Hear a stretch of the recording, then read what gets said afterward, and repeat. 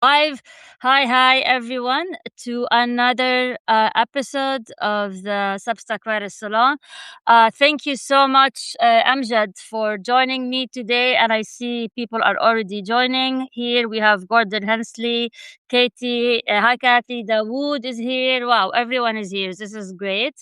All right. So I have with me today is Amjad Tadros. And Amjad Tadros is a four-time Emmy Award winning investigative journalist who served as CBS News Middle East producer from 1990 to 2023, managing regional coverage of transformative events, including Iraq War, the September 11 hijackers' backstories, the Arab Spring, and serious chemical attacks. He's the author of the new memoir, The Fixer, and he is here with me today. Hi, Amjad. First Hi. of all, Amjad, thank you for joining me. And actually, congrats on joining Substack. So you're brand new here, so I'm happy to connect with you. And for the audience as well, make sure to follow Amjad as well. He recently joined Substack. So, Amjad, I think today I want to mostly talk about your new memoir, which is The Fixer. And before we get into the weeds, for those who don't know, what exactly is a fixer? What does a fixer do? How did this term come about? Well, when I joined CBS News back in 1991, sorry, 1990, well, hired. I didn't know what is the job, and they told me it's a job to be a fixer, and I had no idea what fixer means. Turns out that the fixer is somebody who does everything. You can from making tea and coffee to delivering tape to book airlines, hotels, find interview subjects. Look after security.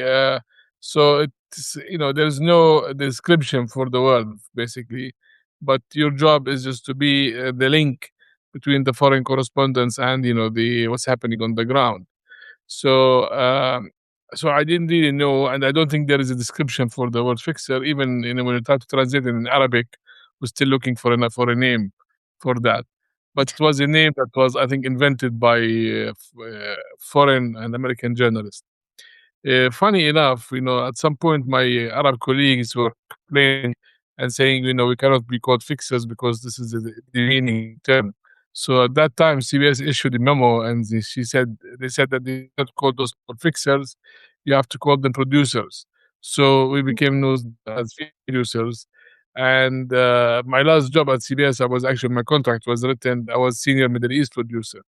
But when I wrote the book, I realized that I never wanted to be a producer in my life. I was happy to be a fixer because I always tried to be the best fixer in the business. So I called the book The Fixer. Oh, that's nice. So I was actually lucky to read an earlier version of the book, and I really enjoyed it. And there is, I think, one of the things that probably everyone will remember was when you survived the US missile attack in Baghdad in 1993, and then the one and only Saddam Hussein walked into your hospital room. And if I remember correctly, he actually kissed you on the cheek. And can you take us a bit into that moment and how this image of you, Saddam, at the hospital kind of changed the way you work? Because I understanding it was kind of protected you somehow when you had a picture of you taken with Saddam. If you can just take us to that moment. Well, again, it was done by accident. It was in 1993, actually January 17th. And at that time, Saddam, Iraq was celebrating the second anniversary of the Mother of All Battles, which was the first Gulf War. And Saddam gave a speech. And at that time, I stayed at the hotel to watch the speech, and I fell asleep during the speech, and to be woken up by a huge bang explosion, which turns out to be an American cruise missile that hit the hotel garden, outside my room. And then I looked at myself, and I was covered with blood because all the glass fell on me, and I was injured. Uh, Funny enough, I was on my own in the hotel because my crew was somewhere else, and I just thought I was going to die because there was nobody there. And then I realized I need to do something about it, so I rolled myself out of the room, and then some people helped me down the stairs. So we went all the way 8 floors down, And then I was like, at that time, I realized it wasn't that bad. I had a piece of glass in my leg, and but they insisted I should be taken to the hospital. So before I was put in a little bus and was driven to a hospital. And there, some doctors came to see what's wrong with me, and they stitched me up. And then I realized, that nobody knew I was there because, I'm sure my crew is going to come back to the hotel and see the room full of blood, and they will think I'm dead because I wasn't there. And in the process, also, I had to take off my pants. So I was like wearing a t-shirt, my underpants, and one sock. And then I was just begging the hospital staff to take me back to the hotel. And of course, there was an air raid happening. It was mayhem everywhere. And before I knew it, again, they put me in a wheelchair and they pushed me inside the hospital as opposed to out.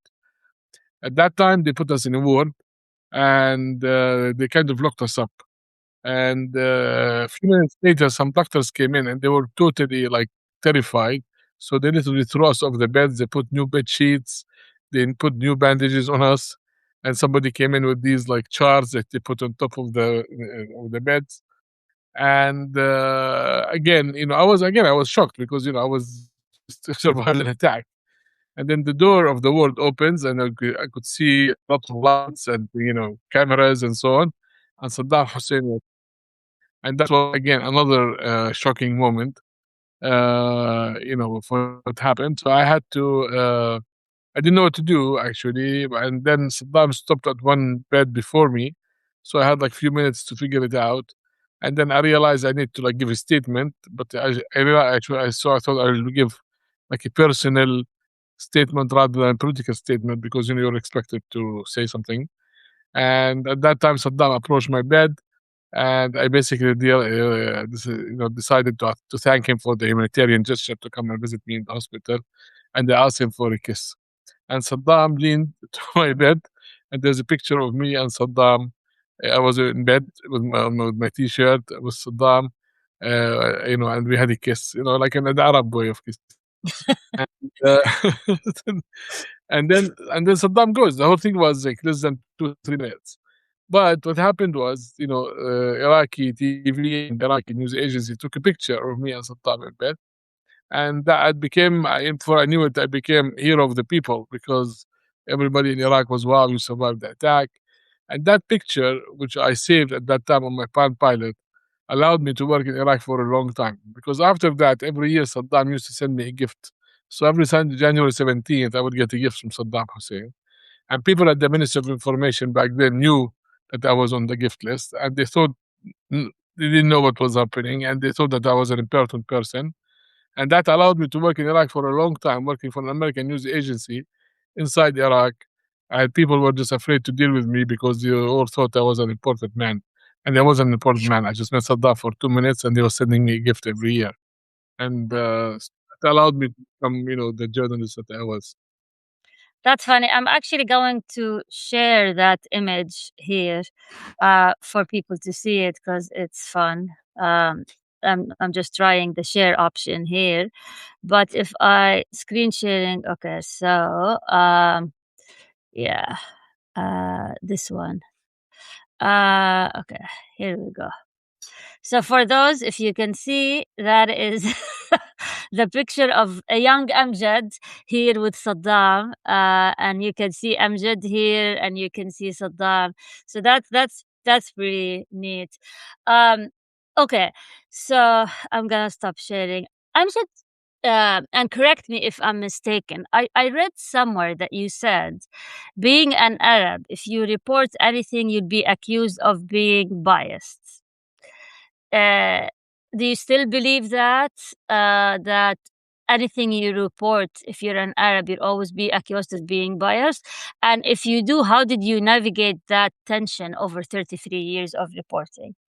Well, I didn't say that being an Arab being biased, but me working in the Arab world, for a foreign news agency, you're always sitting in the middle because the foreign journalists will always look at us as being the locals, but biased towards something. And my Arab colleagues and my friends always looked at me as being an American agent because I was like working and getting paid in American money. And that was very difficult, just to navigate the two worlds. and so you always had to, be careful to protect your basically your credibility. And after 33 years, I'm very proud to say that I left the business with my credibility intact because I always followed the rules, and I always reported the truth or what we thought was the truth, and tried to be fair and accurate at all the times. So yes, it's not an easy task to do, but I always try that. So it is not easy to do it actually. Yes. Mm. Hmm. Do you think news, let's say international news outlets, would view you differently if you apply for a job? I'm gonna give you my personal anecdote. Once I it's kind of funny. I tried to apply for a CNN job. Uh, it was like something I think at the DC office. It's just like maybe copy edit. I don't know what. It's like something simple. And the woman on the phone, she looked at my resume, and before that, I was working for Al Jazeera, and she was like, this is CNN, Natasha. This is not Al Jazeera. We're objective. We're not biased. So like she immediately assumed from my resume that I'm gonna be biased because one, I have of Arab origin. I worked for Jazeera, and she wanted to emphasize that we are objective. So, anyway, I got so pissed off, and I got so mad, and I already had like a master's in international journalism from England, and I don't think I even pursued it. Maybe that's just the Arab pride, but. Did you ever experience something different? Like, he's from Jordan, he's gonna be biased. Let's not put him report the news. Well, I haven't actually, but also don't forget that Al Jazeera has a very bad rap in American political and media circuits.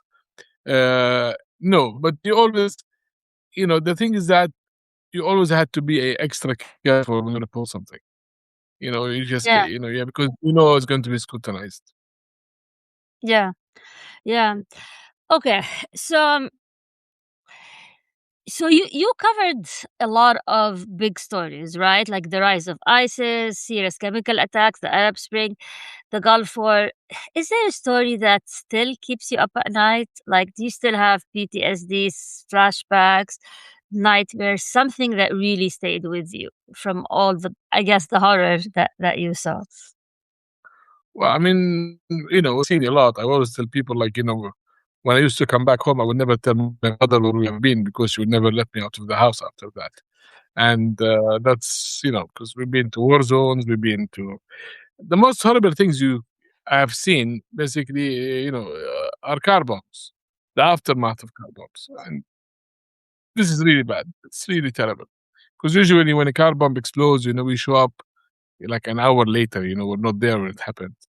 And by the time you got there, most of the killed and injured people will be moved, and you get there and you see is basically a lot of destruction, sometimes blood on the street. And what you see on the street is a lot of shoes because most of the people who get injured or dead would be carried away without their shoes. So when you get there, the whole street will be filled with shoes, and it will be filled with people looking for their relatives and mothers looking for their children or the neighbors or something. A lot of people screaming and crying, and that's a very very horrible scene actually. When so that's one of the bad things I got to witness, couple of times probably. And yeah, so that's in terms of horrible stuff. We did a lot of stories, and many stories we did were very interesting, but sometimes we had to report things that we didn't really like, talk to people that we didn't really agree with, and that's sometimes is difficult to do. One of the stories that I always talk about, I was part of the team that did this the abuse at Abu Ghraib story. I don't know if you remember that story. Yeah, yeah, of course I do. Yeah. US Army, and I was part of the team. I wasn't the one who reported it, but I did some filming in Baghdad for that. And it was so sad because that story, when it was published, was one of the most important stories in probably in American television. Maybe more important than Watergate because it exposed what was happening inside the prison. And it also had a huge effect on America's credibility till today. Mm. Unfortunately, now you see, after that, we started to see when ISIS and Al-Qaeda, hostages and prisoners, they start putting them in orange jumpsuits to emulate basically what we have reported in the story in Abu Ghraib. Unfortunately, many of people in the Arab world, especially, do not know where the story came from. They attribute it to people like Al Jazeera or other news sources. In fact, it was done by CBS News. It was done at 60 Minutes at that time by Dan Rada. And the reason we were allowed to do it because there nobody's going to stop you from doing such a story. And but again, what we did, was used in a very, very bad way by others, by other extremists that make us sometimes feel guilty for even reporting the story. But at the end of the day, it was our job to do it, and we did it. Hmm. Why did you feel guilty? Because you felt that like people like Al Qaeda back then, I don't think there was ISIS back then, would use this kind of as a recruiting method, like saying, "Look what they do, come join us." Totally, totally. It was, used in a very, very bad way afterwards by a lot of people. Mm. But when you're in that situation, what? How did you make the like you or the people working with you? How did you make that decision that the story is more important than the repercussion of running the story? Like when do you So draw the line? and we didn't have the choice, basically, because we had the story and we had to do it. But and usually, you're in the middle of the story, you just do it. But I'm telling you, in the aftermath and the repercussions, what I have seen was a bit Mm, not mm, very nice, I see. mildly. Yeah, yeah. Okay. You also founded Syria Direct, correct? Which is I, a website focus, especially after what the civil war that happened in Syria and the repercussions. And my understanding that it's still running, although you faced some issues with it. We don't have to get into that. I had a quote with you mentioning something again. Correct me if I'm mistaken. That you said something that when you created it, you talked about something called idiot proofing society through truth telling. What did you mean by idiot proofing? I never said that. I know where you get that from. No, You never okay, did. okay, Okay. yeah, okay. So I mean, I did my research, and that's some of the things. Syria Direct, Yeah. Syria Direct, I founded it just when the problems started to happen in Syria. And it served two purposes, and we always still confused to which one is more important. One was reporting the news and Okay. reporting what's happening in Syria, and the second was to train Syrian refugees and Okay. enable Syrians to tell their own story. That's Yeah. and in a country like Syria, where free press did never existed, or independent journalism, it was really, really hard because people think of journalism as writing opinion pieces and columns, and that's Yeah. not journalism. Is you just have to report, what you see, and let other people make up their mind. Our job is never to let people, to tell people how to think. That's not us. That's other Mm, people.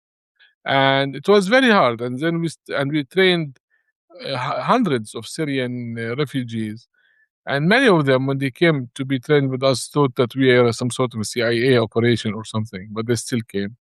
And many don't understand what we do. But some actually, very good ones, learned and they became professional journalists. And mm, as they were reporting the news out of Syria, well, they were in Jordan at that time.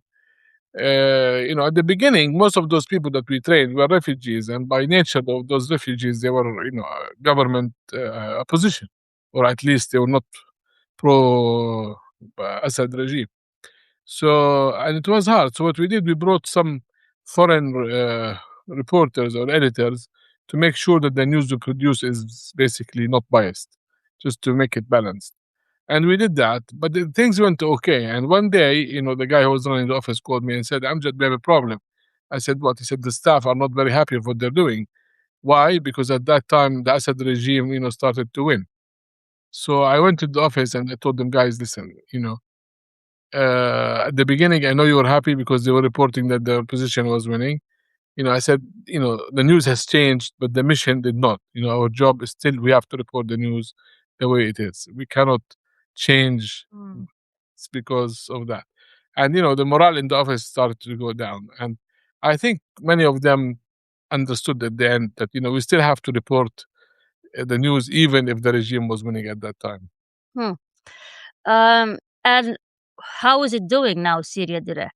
Who's running it? What's Well, we have, at some point we had to leave Jordan, so we moved some of our staff to France and Germany, and now we are in the process of setting up an office back in Damascus, and trying to get some of our people who were outside back. I think now we're probably going to change the mission a little bit and go more into training rather. I mean, we're going to do reporting. We're going to do more training and more building of news organization and so on. That's empowerment. Hmm. So we are in a transitional phase now. We're still reporting, but not as frequent as we used to do. Hmm. So you mentioned training, and things like completely changed when I studied journalism, when I practiced journalism, when I trained journalists. And the reason the change is you have the rise of the fake news and AI, and how when you train them. And plus, in addition to that, we have also the rise of social media where people even question the need for journalists as well. Um, are you still hopeful about the future of journalism? And if yes, how would you tackle all these challenges that's going on when it comes to journalism? Luckily, I don't have to tackle them anymore because I'm kind of retired Yeah. now. But okay, listen. I always tell people, the ways and means have changed, but the mission is still the same. Okay. The mission has never changed. The mission was for us journalists to go out, find the truth, and report it. Okay, and it's for other people to take it and do whatever they want with it. Historians, politicians, whatever. But our job is very simple. You go out and you tell people what you have seen, and your credibility is very, very important. Now, with the advent of television, and social media and mobile phones, and now AI and so on, yes, it's becoming more challenging. But still, a good story is a good story. Whether you do it on television, on a newspaper, or on a mobile phone, the story is still more important than the way you see it, so to speak. And that's very, very evident. I mean, if you look at like even the social media, if you look at TikTok, you get a lot of videos one after the other. But when you get a good story, you're going to watch it. Not going to flip Mm, it. So there is always a need for that. Okay, now there is a lot of accusation about fake news and so on, which actually breaks my heart, because one of the reasons I actually finished the book at the end fast, when we started being accused of being fake news and legacy media and so on. And I thought it was very unfair for me and for all my colleagues who worked all over those years. And we worked really, really hard to find the truth and report it. And some of my colleagues lost their lives in the process. And for somebody to come and accuse us of being fake news, I thought was very unfair. hmm. Okay, so you mentioned your memoir, and so now it's a good time for me to pivot and talk a bit about your memoir. So you spent around 30 years telling others people's stories, right? And now you decided to tell your own story. What made you Yes. want to do that? Why? What was the spark that made you actually write this book about your work? Well, it was many years ago. A friend of mine, probably her, Amy Anderson, came to me and she said, "You can't keep those stories for yourself. You have to write them down." Mm, And we started, some experiments to record them, and she would write them, and it never happened. And then many years later, I had another guy who came to work in my office, CEO Direct, who again told me, like, it's not fair. You have to tell those stories. You have to, because you're going to forget them. And he said, I will come to help you out. So what we did, we opened the Google document and they started to type, and he was reading after me and trying to correct and ask me questions and so on. So the book was written primarily for him. It was written for an American person who's interested in Middle East and media. And we thought it was a very important thing to do, because we had to document what happened, especially the events that happened in Iraq before the 2003 war, because I was part of we did a lot of stories about how Iraq tried to avoid the war back then, which was story that was not reported well in the foreign press. So I thought that we had to tell that story. We had to tell many other stories as well. And so I just kept writing and writing. And before we knew it, we had a book. Mm, And of course, we had to go through multiple edits, but that, to finish it. But this is what made me do it. There is a guy in Damascus called Michael Mishaka, who was in the 1800s. He was the U.S. Consulate in Beirut, who actually wrote a book, and the book was called بناء على طلب الأحباب, because all the, the loved ones wanted him to write a book, so he mm, did one. So I think my book started because everybody said you have to tell, you can't keep those stories for yourself, you have to write them. But no, I mean, there were more reasons as that, because I thought we had to do it. Somebody we had to document it, especially now in the times of AI. You wonder, because my book, after I did it, I ran it a few times on Grok and on ChatGPT and so on. And now, if you go on these platforms and you ask questions that has to do something with the book, my book would be used as a reference. So I oh, nice. always, so I always tell people, if we don't write our own history, somebody's coming to come and somebody else is going to come and write it for us, and then we're going to complain. Mm. So I think we should do our homework and write it. What was the hardest part of writing the book? Not in terms of the actual writing, but in actual remembering the stories. Was this something that was really hard to write, hard emotionally? To Totally. It was very hard. I mean, again, it was written in bits and pieces and was put together and edited, and it wasn't easy. I mean, it took 6 years from start to finish. I was lucky enough at some point because of the dates as well. Because now you remember, actually when I start writing, it became like a puzzle because things started to fit together. Because at that time, when we were doing all these stories, you never realize why this story came before that or what happened after here. But when we start writing, you realize, some of the stories were actually done not for a purpose, but there was a time for them to do, and then there's another story came after, and so on. And one of the things that I always tell people, I don't know if I have the picture, I was also in charge of doing the CBS expenses in Iraq for years. So between 1998 and 2006, I spent something like $24 million of CBS's news money in Iraq, and we used to spend it in cash because mm, at that time there were no, Visa cards were not accepted in Iraq. So I'm trying to find the picture. I don't know if I can find it. Anyway, so what I did, I always had a problem with the CBS News accountants because they always had a problem. So I always saved all the receipts. So and I Xeroxed them because they never consolidated them together, in the hope that at some point they're going to sort it out, and they never did, by the way. Then, so I had these huge orange files that were stored at my dad's office that were maybe, I don't know, maybe 10 meters long. You're talking about a lot of receipts that were all Xeroxed and put together in an order. And so when I sat down to write the book, those receipts were the best reference in terms of dates, because receipts have dates. So I knew exactly what happened, which story was done when, at what uh, specific moment, and that was very important, to remember which stories we did. The problem with the book, again, it's a bit long. It's 130,000 words. Usually books are about 90,000. Because I thought that every single event was very important to be told. We had to cut some out. mm, Uh, but at the end, when it was put together, you could, it reads well. It reads like a whole. You could understand what was going on from it. But it's basically it's just a story. They are short stories. Each story has a beginning and an end, but together they tell a much bigger, the wider story. hmm. What was the reaction to the book of journalists or people who read it? And what was CBS reaction? Did you even have to get their approval to No, publish it? I didn't get that approval. You didn't?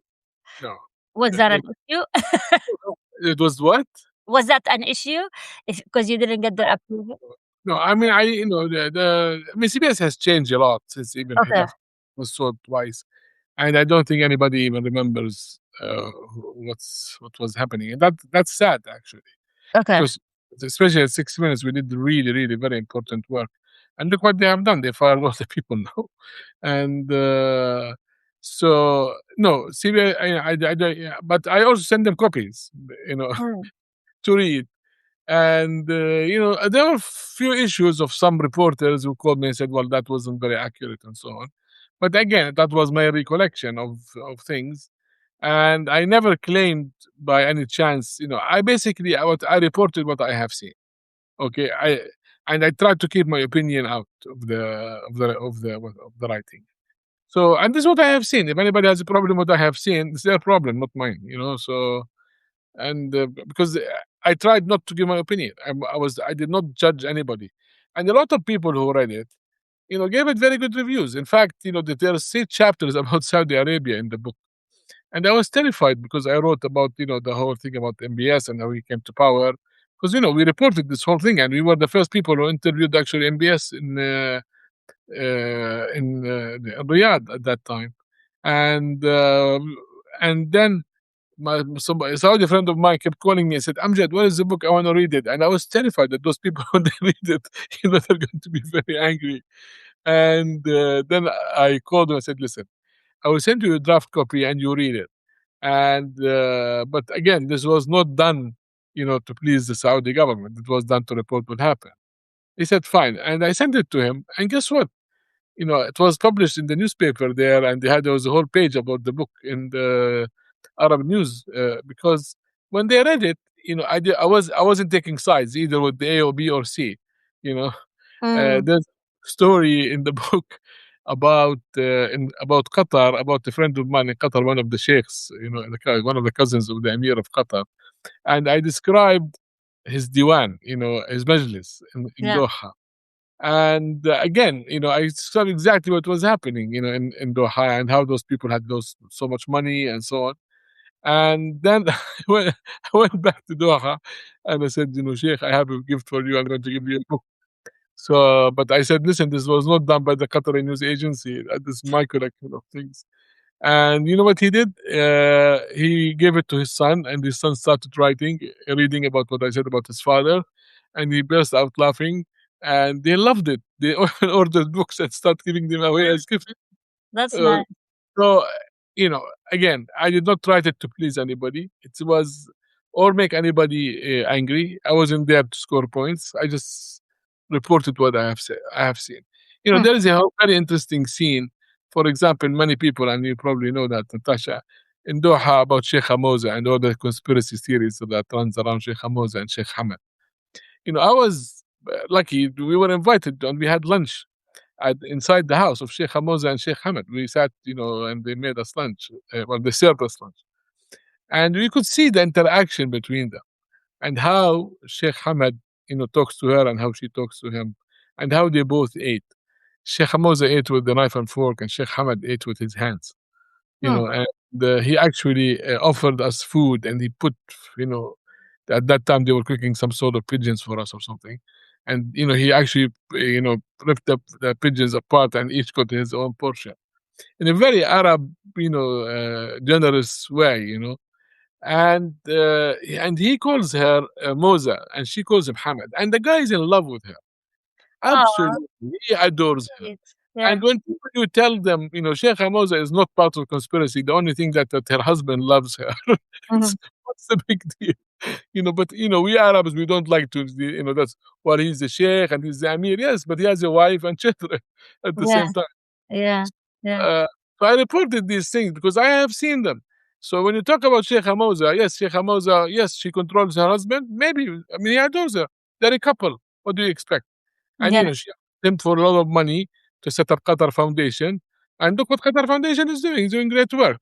Yeah. She takes about 8% or something of Qatar's oil wealth, which is billions and billions of dollars. And they're putting it to good cause, to build their own country and other places too.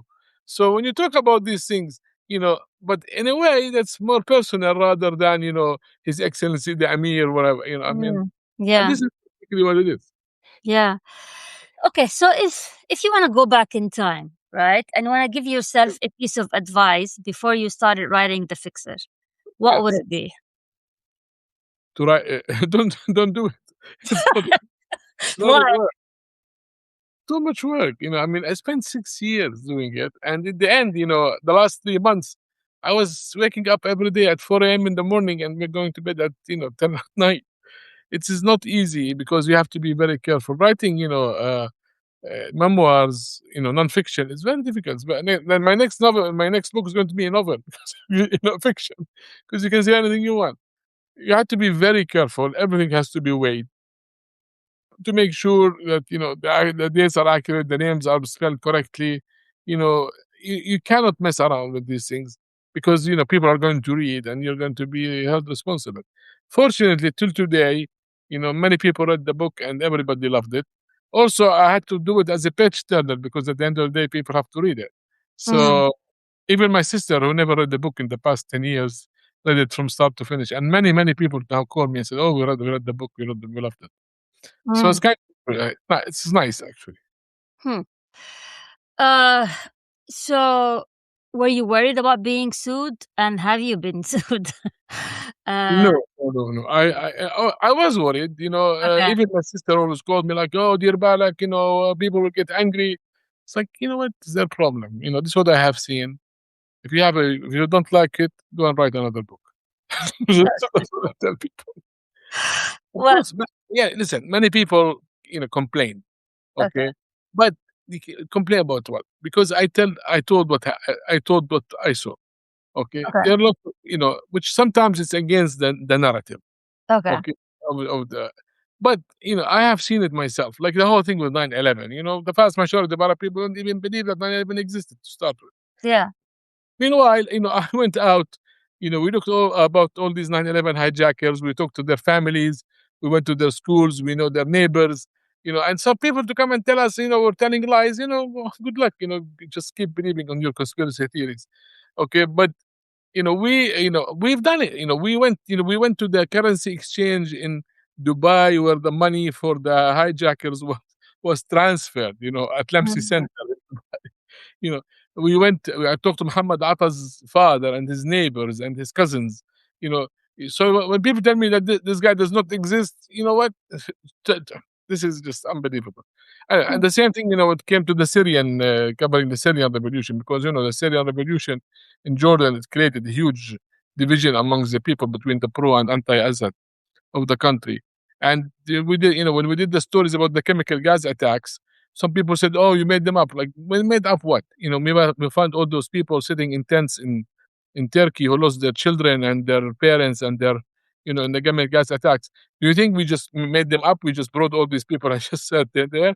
If you don't want to believe it, it's your problem. I don't. I'm not there to preach for anybody. I just told what I saw, and that's very hard for people to dispute because this is what it is. hmm. So, after everything you reported on our view, so the wars, the survivor, the truth telling, the September 11, all of that, what do you want the reader to walk away with after they finish the book? What is the message? Well, I always tell, especially people in the West, what people don't know is war. Okay, and this book is about war because, in fact, the first line of the book, you've seen it. It's called. I put a line from زهير بن سلمى: "وما الحرب إلا ما علمتم وتقتم وما هو عنها بالحديث المر الجمي." War is only what you have known and tasted. No narrative can describe it as well, Mm, and that's difficult. Because people don't know what war. If you have not seen war firsthand, a book this thick is not going to explain it to you. And the misery that war creates, the aftermath, the widows and the orphans and the poverty, and it's just unbelievable. And this is what war is. And the reason I wrote it, well, one of the reasons I wrote it was, to make people understand what war is. It's a very horrible thing to do, and mm, maybe find a way to avoid it on one level. On another level, people in the West don't even understand what's happening in the Arab world, the backstories of what's going on. And I hope when they read it, they will just have better understanding who we are. Because people don't think, they think, we are like a bunch of idiots or angry people, and we're not by any means. One of the chapters here is called "Same Said but Different." I don't know if you read that. It's about how people dress in the Gulf. because when even me, when I went to Saudi Arabia the first time, I looked at everybody, and they're all dressed the same. They're all in white robes. Yeah. And you never realize who's who. You never know because they all look the same, but in fact they are different. You go to a country like Saudi Arabia, 35 million people. They're not they're not the same people. Yeah. They're so different. You have the educated Saudis, you have the Westerners Saudis, you have the sophisticated Saudis, and you have the extremists and the religious and maybe the terrorists and the idiots, and like everybody other, like every other nation, you have every but they're all dressed the same, As it and is. that's Yeah. Yeah. amazing. So, and the chapter was called "The Same, but Different." They're almost the same, but they're actually so different. Uh, You know, uh, like when you go to the West or people in America, you'd be able to know who's who quickly because of the way they dress. You know, yeah. Saudi Arabia, good luck. So Yeah. you have to Yeah. look for the signs, not just Saudi, all the Gulf states. Like you have to look for the pen and the cuffling and the watch and the Yeah. car keys and so on. You've seen it in Qatar. And so yeah, and so I that was one, and I tried to explain to the people about us Arabs. We are we are not the same. We are 350 million people, yes, but they are so different, and we have different points of views and different ideas and so on. But we are human beings after all. Mm, I love that. I love how. For those who's listening, and we're happy to answer any questions. By the way, Amjad is here, so make use of him. We have Gordon. Hi, Gordon. We have Kathy. We have Dawood. Hi, Dawood. A mutual friend and colleague. Have Emily. We have Naomi Makahas. My friend Naomi. How are you? We have Tala. We have Ahmed Saeed. We have Wenix, and we have Jen. Please feel free to comment or ask any questions. Naomi saying best line. Think she was referencing to something you said. I don't remember what, but you said something that really resonated with her. But anyone here live, if you want to ask Amjad, this is your chance. And meanwhile, Amjad, can you tell the audience where they can find your book, how they can contact you personally if they have any questions? And so Uh, this is your well, chance. I'm self-published, by the way. It was very hard for me to find a publisher because I'm not a household name. Mm, And so it was very easy. And you know that most of the agents, they. So I decided to self-publish it. So I self-published the book. I did the layout myself, by the way, looks and nice. Yeah, hired the editors because I used to be graphic designers many years ago. yeah. I got all the photos, put them together. I did most of the work, and it's published on Amazon in three formats. There is an ebook, paperback, and hardback. So it's self-published on Amazon. Now we're trying to publish it in other places. And if you want to know more about it, you can go to my website, amjadtadros.com. There are lots of pictures and audios and things about the book and some backstories and so on that we keep updating. And now I'm going to be on Substack. Yeah, great. Well, for anyone who's not subscribed to Amjad's newsletter, please do so. He has a lot of interesting story. And thank you everyone for joining us today for another episode of the Substack Writers Salon. And until we meet again, thank you very much, Amjad, and I'll talk to you soon. Take care. Thank